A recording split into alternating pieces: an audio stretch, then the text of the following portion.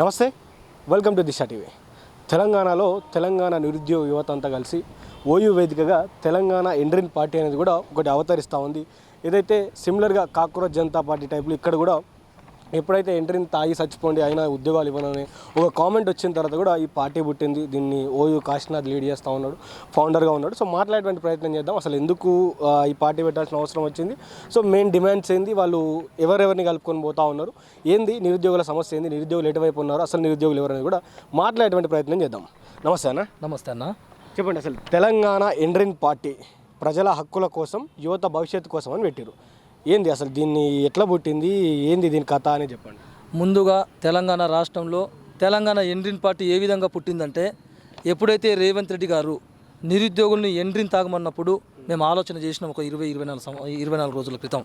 చేసిన తర్వాత నిరుద్యోగుల ఎండ్రిన్ పార్టీ పెట్టాలా అని ఆలోచన చేసిన, లేదంటే కాంగ్రెస్ ఎండ్రిన్ పార్టీ పెట్టాలని ఆలోచన చేసిన, లేకపోతే తెలంగాణ ఎండ్రిన్ పార్టీ పెట్టాలని 3 పేర్లు అన్నటువంటి ప్రతిపాదించిన.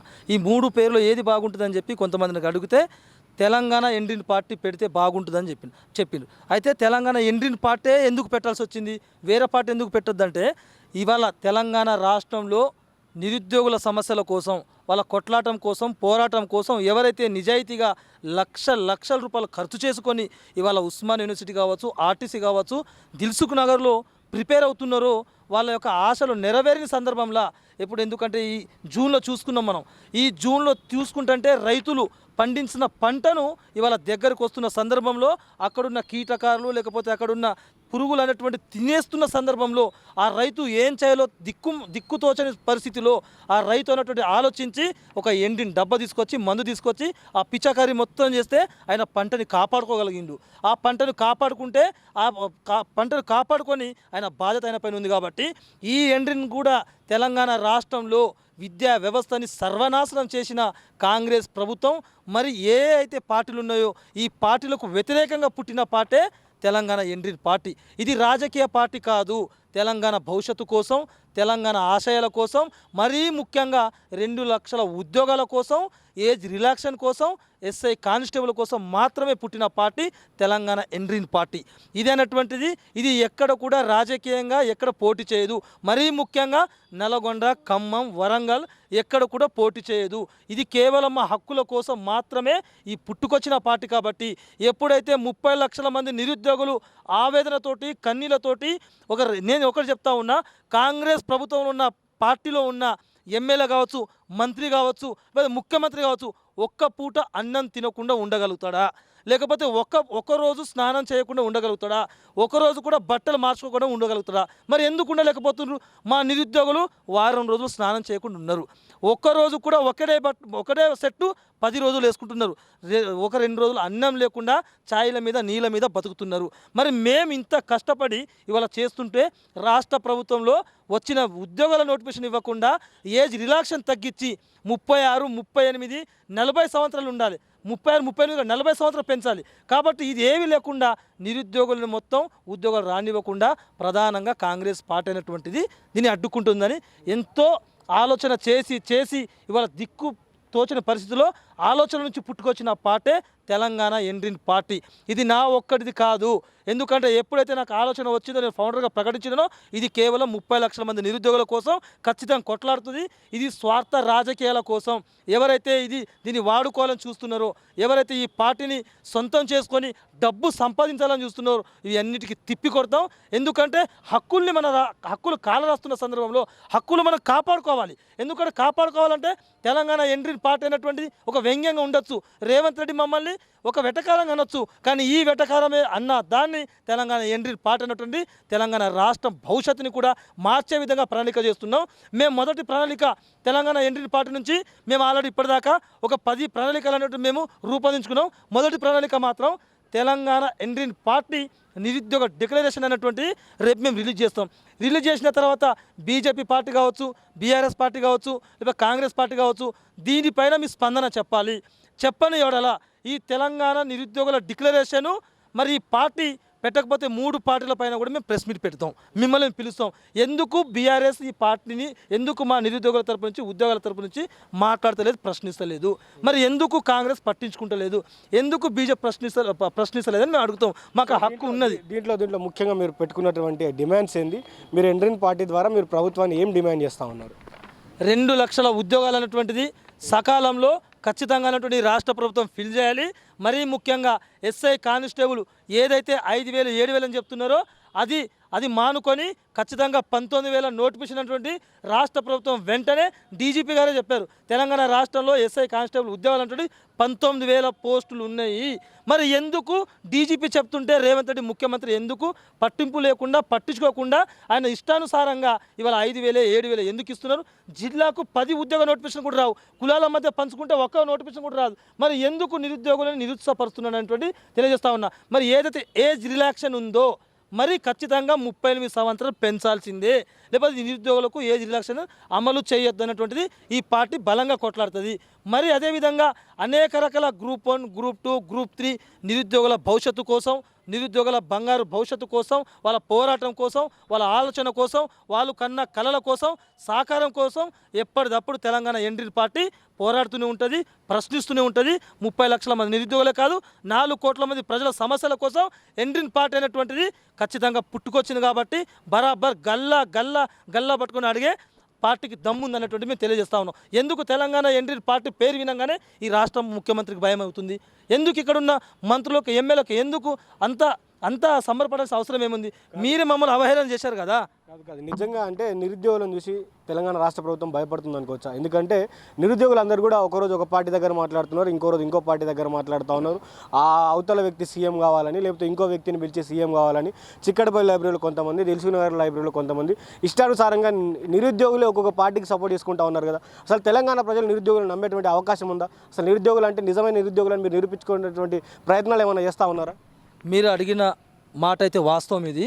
ఎందుకంటే తెలంగాణ రాష్ట్రంలో మరీ ముఖ్యంగా దిల్సుఖ్నగర్లో కావచ్చు పేడ్ బ్యాచ్ ఉన్నారు. ఆ పేడ్ బ్యాచ్కు తెలంగాణ ఎండ్రిన్ పార్టీకి ఎలాంటి సంబంధం లేదు. మరి ఇంకోటి ఏంటంటే కొంతమంది స్వార్థపరుల వల్ల 30 లక్షల మంది నిరుద్యోగులు ఇవాళ స్ట్రగుల్లో ఉన్నారు. వాళ్ళకు ఉద్యోగాలు లేనివ్వకుండా కొంతమంది దుర్మార్గులు, కొంతమంది నిరుద్యోగ ముసుగులో వచ్చి ఇవాళ బీఆర్ఎస్ దగ్గర కావచ్చు, లేకపోతే బీజేపీ దగ్గర కావచ్చు, వాళ్ళ స్వార్థం కోసం సంపాదించడానికి కోసమో, లేకపోతే డబ్బుల ఆశ కోసమో, పదవుల కోసమో ఇవాళ నిరుద్యోగులందరినీ తప్పుదోవ పట్టిస్తున్నారు. అందుకోసమే ఇవాళ ఎవరు కూడా నిరుద్యోగులు కూడా ఏ పార్టీ ఉచ్చులో పడద్దు, మరి ఎవరిని కూడా నమ్మద్దు. ఇది మన సొంత స్వలాభం కోసం ఏర్పడిన పార్టీ, మన హక్కుల కోసం ఏర్పడిన పార్టీ. తెలంగాణ ఎండ్రిన్ పార్టీ అయినటువంటిది ఏ పార్టీకి అయినటువంటిది కొమ్ము కాయదు. మనకి తెలంగాణ ఎండ్రిన్ పార్టీ అయినటువంటిదే ఈ పార్టీలకు వ్యతిరేకంగా పుట్టిన పార్టీ తెలంగాణ ఎండ్రిన్ పార్టీ. కాబట్టి ఇప్పటిదాకా మీరు అన్ని ప్రతి ఒక్కటి లెక్కలు ఉన్నాయి మా దగ్గర. మీ ఏ పార్టీ దగ్గరికి వెళ్ళిండ్రు, ఎవరి దగ్గరికి వెళ్ళిండ్రు, ఎంత తీసుకొచ్చిన ప్రతి ఒక్కటి కానీ మనకు అవసరం లేదు. కాబట్టి మేమేమంటున్నామంటే 30 లక్షల మంది భవిష్యత్తు కోసం ఉద్యోగాల నోటిఫికేషన్ ధ్యేయంగానే మరి వయోపరిమితిని మరి 45 జీవో రద్దు చేసేంత వరకు కూడా ఈ తెలంగాణ ఎండ్రిన్ పార్టీ కీలకంగా పనిచేస్తుంది అనేటువంటి కూడా మీ దిశ టీవీ ద్వారా నేను తెలంగాణ సమాజానికి, తెలంగాణలో 30 లక్షల మంది నిరుద్యోగులకు, తెలంగాణలో ఉన్న 4 కోట్ల ప్రజల మందికి ఈ కేవలం ఈ నోటిఫికేషన్ల కోసం విరోచితంగా పోరాడుతుంది అనేటువంటి నేను తెలియజేస్తా ఉన్నాను. సో మీరు రాష్ట్ర ప్రభుత్వానికి ఏం చెప్పదలుచున్నారు చివరిగా? అంటే ఇప్పటికీ మీరు ఇన్ని చేస్తూ ఉన్నారు సార్, ఎండ్రిన్ పార్టీ కావచ్చు, దిల్సుఖ్నగర్ పిల్లలు కావచ్చు, లేకపోతే ఇక్కడ ఉన్నటువంటి చిక్కడపల్లి వాళ్ళు కావచ్చు, చాలామంది నిరుద్యోగులు పోరాడుతూ ఉన్నారు. సో అందరు పోరాడిన తర్వాత కూడా రాష్ట్ర ప్రభుత్వం అవే 7,000 పోస్టులు ఇస్తూ ఉంటుంది. ఆ 7,000 పోస్టుల కంటే మించి ఇయ్యనని కూడా రాష్ట్ర ప్రభుత్వం అల్టిమేటం జారీ చేసింది. సో మీరు ప్రభుత్వానికి ఏం చెప్పదలుచుకున్నారు? రేవంత్ రెడ్డికి ఏం చెప్పదలుచుకున్నారు? ఎందుకంటే రాష్ట్ర ప్రభుత్వం అనేటువంటిది స్వయాన డీజీపీ గారే 19,000 నోటిఫికేషన్ ఉందన్న తర్వాత ఆమోదం తెలిపిన తర్వాత కూడా ఎందుకు 7,000 ఇస్తారండి? మీరు ఎందుకు మొండి పట్టుదల ఎందుకు పడుతున్నారు? ఇవాళ ఈ తెలంగాణ భవిష్యత్తు విద్యార్థుల జీవితాలు మీకు ముఖ్యమా? మీ సొంత స్వలాభ రాజకీయం మీకు ముఖ్యమా?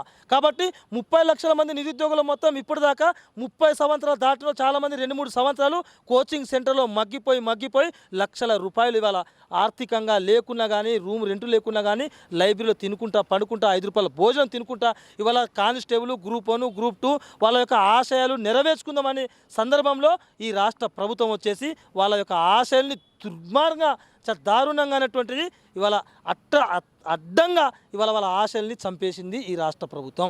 కాబట్టి ఇవి మానుకొని ఖచ్చితంగా ఈ రాష్ట్ర ముఖ్యమంత్రులు ఎవరైతే రేవంత్ రెడ్డి గారు ఉన్నారో, అయ్యా రేవంత్ రెడ్డి గారు గౌరవమైనట్టు మీకు మేము విన్నపిస్తూ ఉన్నాం, ఉస్మాన్ ఇన్స్టిట్యూట్ సాక్షిగా మిమ్మల్ని మేము వేడుకుంటున్నాం, 30 లక్షల మంది నిరుద్యోగుల మిమ్మల్ని ప్రార్థిస్తున్నాం. కాబట్టి మీరు 19,000 ఉద్యోగ నోటిఫికేషన్ ఇచ్చి మరి జనరల్ నోటిఫికేషన్ కూడా ఇవ్వాల్సిందిగా, మరి అదేవిధంగా వచ్చేసి మరి ఈ జీవోలు కూడా రద్దు చేయాల్సిందిగా, మరి ఏదైతే ఈ వయో పరిమితి కూడా పెంచాల్సిందిగా మిమ్మల్ని వేడుకుంటా ఉన్నాం. రాత్రి ఒక మిత్రుడు హాస్టల్ దగ్గర ఉన్న రాత్రి 9:30కు వర్షం పడుతుంది. ఆ వర్షంలో ఉన్నటువంటిది ఒక కోట్ వేసుకొని, రైన్ కోట్ వేసుకొని, ఒక జొమాటో వేసుకొని వచ్చిన తర్వాత ఆయన 2-3 సంవత్సరాల నుంచి ప్రిపేర్ అవుతున్నాడు. సడన్గా వాళ్ళ నాన్న అన్నటువంటి ఎక్స్పైర్ అయిపోవడం వల్ల నేను ఏ విధంగా అయితే రాష్ట్ర ప్రభుత్వాన్ని నమ్మి నేను ఓటేసిన, దానిలో కూడా నేను ప్రధానమైన కీలకంగా నేను ఓటేసి నేనే కాదు 30 లక్షల మంది నిరుద్యోగుల తరపు నుంచి మా నాన్నను, మా అమ్మను, మా చుట్టాలని, మా బంధువులని, నా చుట్టుపక్కల ఉన్న అందరిని ఒప్పించి ఆ ప్రభుత్వం గతంలో ఉన్న ప్రభుత్వాన్ని గద్దె దింపే విధంగా నేను కీలకంగా పనిచేసి ఇవాళ ఓటేసి 3 సంవత్సరాలు ప్రిపేర్ అయినా ఇవాళ నాకు డబ్బులు పంపించే మా నాన్న ఇవాళ లేకపోవడం వల్ల, నేను ఆర్థికంగా నిలదొక్కుపోవడం వల్ల, మా అమ్మ ఇవాళ ఎందుకంటే మా అమ్మ దగ్గర కూడా డబ్బులు ఏం లేదు, నేను ఒంటరిని అయిపోయినా కాబట్టి నాకు వేరే సోర్సెస్ లేకుండా ఇవాళ చదువు కొంచెం పక్కన పెట్టేసి నేను జొమాటోతో వచ్చే డబ్బులతోటి చదువుకుంటున్నానని చెప్పి ఆయన చెప్తుంటే నాకు కన్నీళ్ళు వస్తూ ఉన్నాయి. అదేవిధంగా మరీ ముఖ్యంగా ఈ రేవంత్ రెడ్డి గారికి మేము విన్నపిస్తున్నాం, మరి పొంగులెట్టి గారికి మేము విన్నపిస్తున్నాం. ఈ రాష్ట్ర ప్రభుత్వంలో 6,500 అనేటువంటిది సర్వేయర్లు, సిద్దిపేట నుంచి నిన్న ఫోన్ చేసిన ఒక బ్రదర్ 6,500 అనేటువంటి సర్వేయర్లు నియమించుకున్నది జీపీఓతో సహా తీసుకొని 2 నెలలు అన్నటువంటి వీళ్ళ ట్రైనింగ్ ఇచ్చి ఎక్కడ మన ఎంఆర్ఓ ఆఫీస్లో అక్కడక్కడ ట్రైనింగ్ ఇచ్చిన తర్వాత కూడా వీళ్ళకి ఇప్పటిదాకా జీతభత్యాలు కూడా ఈ సర్వేయర్లకు లేదు. కనీసం 1 ఎకరానికి 50 రూపాయల చొప్పున కట్టిస్తారంట. కనీసం వీళ్ళకి అడిగే వాళ్ళు లేరు ఇప్పటిదాకా. వాళ్ళు పట్టించుకునే 6,500 కుటుంబాలు మొత్తం రోడ్డు మీద పడ్డాయి. ఇవాళ ఈ పార్టీని నమ్ముకున్నందుకు ఈ ప్రభుత్వం ఇచ్చిన నోటిఫికేషన్ కదా ఇవాళ సర్వేర్లు ఇవాళ ఏమైపోయింది తెలంగాణలో, మరి ఇవాళ వాళ్ళ జీవితాలు ఎందుకు ఆగమైపోయినాయి? వాళ్ళ తరపు నుంచి కూడా 6,500 సర్వేర్ తరపు నుంచి కూడా తెలంగాణ ఎండ్రీ పార్టీ ప్రశ్నిస్తుంది, అడుగుతుంది, వాళ్ళకి అండగా నిలబడుతుంది అనేటువంటి కూడా మేము తెలియజేస్తా ఉన్నాం. ఇది ఎండ్రీన్ పార్టీ వ్యవస్థాపక అధ్యక్షులు, అదేవిధంగా ఇప్పుడు రాష్ట్ర ప్రెసిడెంట్గా కూడా ఉన్నాడు ఓయూ కాశీనాథ్. సో ఆయన చెప్తున్నటువంటి మాట ఏంటంటే కొంతమంది నిరుద్యోగుల వల్ల మిగతా నిరుద్యోగుల పనితీరు ఏదైనా ఎంత కొట్లాడినా కూడా వాళ్ళకు కూడా పేడ్ బ్యాచ్ అనే పేరు వస్తూ ఉంది. సో అట్లా కాకుండా నిరుద్యోగుల కోసం ఎండ్రీన్ పార్టీ పుట్టింది. సో తెలంగాణ ఎండ్రీన్ పార్టీ ప్రభుత్వానికి ఒక కార్యాచరణ ఇవ్వబోతా ఉంది. నిరుద్యోగుల తరపున ఏదైతే డిక్లరేషన్ ఉందో ఆ డిక్లరేషన్ మేము ఇస్తాం. సో దాని మీద అటు ప్రతిపక్షాలు ఇటు ప్రభుత్వంలో ఉన్నటువంటి కాంగ్రెస్ పార్టీ అందరూ కూడా స్పందించాలి. సో స్పందించినటువంటి వారి ఏదైతే ఉందో మిగతా ఏదైతే 20,000 ఉద్యోగాలు ఉన్నాయో ఆ 20,000 ఉద్యోగాలన్నీ కూడా ఫిల్ చేయాలని కూడా వారు చెప్తా ఉన్నారు. సో చూద్దాం మరి రానున్నటువంటి రోజులు మరి కాంగ్రెస్ ప్రభుత్వం ఆ 20,000 ఉద్యోగాలు ఇస్తుందా, లేకపోతే మొండి పట్టుబట్టి అవే 7,000 ఉద్యోగాలతో నోటిఫికేషన్ ఇస్తా లేదా కూడా వేచి చూద్దాం. చూస్తూనే ఉండండి దిశ టీవీ. నేను మీ journalist Srikanth with video journalist Madhu from Osmania university, Hyderabad.